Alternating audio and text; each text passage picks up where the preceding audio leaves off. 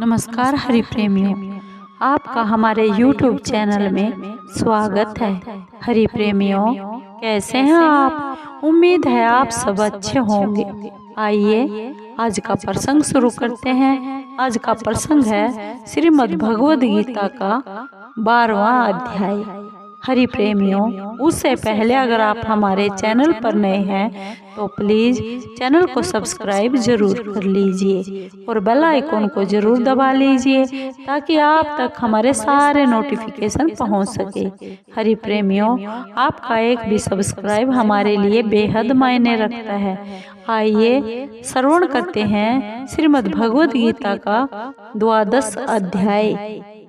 हरि प्रेमियों, श्री भगवान ने चौथे अध्याय के 33वें और 34वें श्लोक में ज्ञान योग की श्रेष्ठता बताते हुए ज्ञान प्राप्ति के लिए प्रेरणा की। फिर ज्ञान की महिमा का वर्णन किया।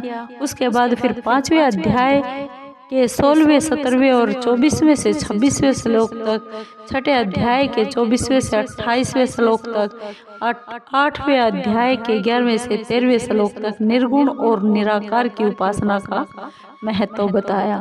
छठे अध्याय के 47वें श्लोक में साधक भक्त की महिमा बताई। 7वें अध्याय में 11वें अध्याय तक जगह जगह अहम माम आदि पदों द्वारा विशेष रूप से सगुण साकार एवं सगुण निराकार की उपासना का महत्व बताया गया।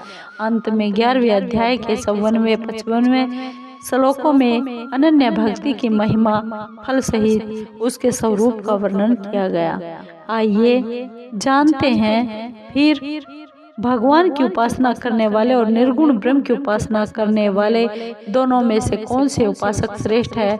इसी जिज्ञासा को लेकर अर्जुन ने भगवान श्री कृष्ण से प्रश्न किया। अर्जुन बोले, जो भक्ति इस प्रकार 11वें अध्याय के 55वें श्लोक के अनुसार निरंतर आप में लगे रहकर आप सगुण साकार की उपासना करते हैं और जो अविनाशी निर्गुण निराकार की उपासना करते हैं, उन दोनों में उत्तम योग वेता कौन है? श्री भगवान बोले, मुझ में मन को लगाकर नित्य निरंतर मुझ में लगे हुए जो भक्त परम श्रद्धा से युक्त होकर मेरी सगुण साकार की उपासना करते हैं, वे मेरे मत में सर्वश्रेष्ठ योगी हैं। और जो अपने इंद्रिय समूह को भली भांति वश में करके चिंतन में न आने वाले, सब जगह परिपूर्ण देखने में न आने वाले, निर्विकार अचल ध्रुव अक्षर और अव्यक्त की तत्परता से उपासना करते हैं, वे प्राणी मात्र में हित में प्रीति रखने वाले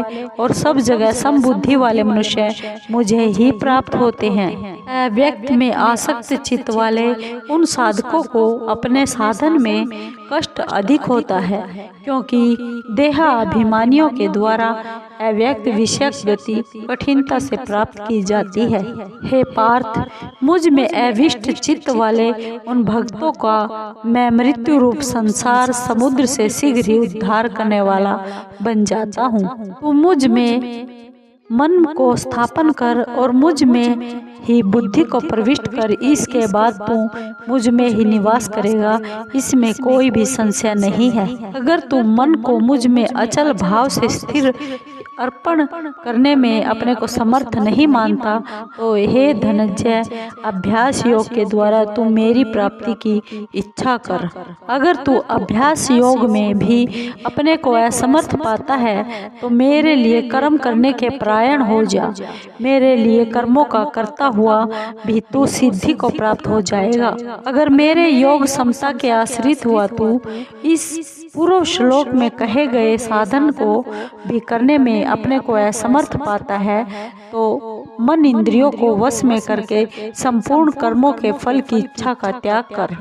अभ्यास से शास्त्र ज्ञान श्रेष्ठ है, शास्त्र ज्ञान से ध्यान श्रेष्ठ है और ध्यान से भी सब कर्मों के फल की इच्छा का त्याग श्रेष्ठ है, क्योंकि त्याग से तत्काल ही परम शांति प्राप्त हो जाती है। सब प्राणियों में द्वेष भाव से रहित और मित्र भाव वाला तथा दयालु भी और ममता रहित, अहंकार रहित, सुख दुख की प्राप्ति में सम, क्षमाशील, निरंतर संतुष्ट, योगी शरीर को वश में किए हुए, दृढ़ निश्चय वाला, मुझ में अर्पित मन बुद्धि वाला जो मेरा भक्त है वह मुझे प्रिय है। अर्जुन, जिसे कोई भी प्राणी उद्विग्न यानी क्षुब्ध नहीं होता और जो स्वयं भी किसी प्राणी से उद्विग्न नहीं होता तथा जो हर्ष, अमर्ष, ईर्ष्या, भय, उद्वेग, हलचल से रहित है वह मुझे प्रिय है। जो अपेक्षा, आवश्यकता से रहित, बाहर भीतर से पवित्र,